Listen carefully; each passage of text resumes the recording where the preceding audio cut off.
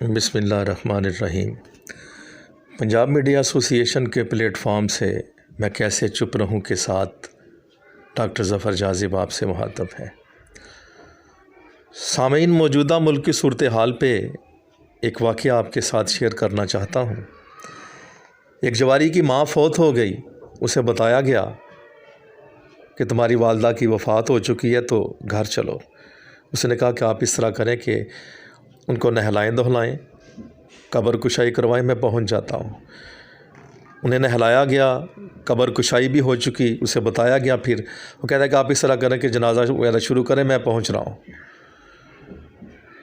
جنازہ بھی پڑھا دیا گیا، تجہیز و تکفین بھی کر دی گئی، اور جب اس کو بتایا گیا تو اس نے کہا کہ چلیں، اللہ تعالیٰ کی ذات ان کی مغفرت کرے، اور دوستوں سے کہا کہ چلو بھائی نئی بازی شروع کرتے ہیں۔ تو اس وقت سیاستدان بھی، عدلیہ بھی یہی کردار ادا کر رہی ہے۔ دوسرے ممالک سے قرضے لیے جاتے ہیں غریب عوام کے لیے، لیکن وہ اپنی عیاشیوں پر خرچ کر رہے ہیں، اور یہ بازی کے کھیل میں بے غیرتی کے میڈل اپنے سینے پر سجاتے جا رہے ہیں، اور دھرتی ماں تیزی سے تباہ ہوتی جا رہی ہے۔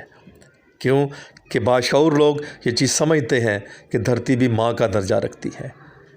میرے دیس دی دھرتی بھی یہ میرے لئی، درد وناون والی میری دوجی ماں، تے رخ بھی ایتھے میرے دکھ نو سندے نے، دل دا درد سناون اج میں کتھے جاں۔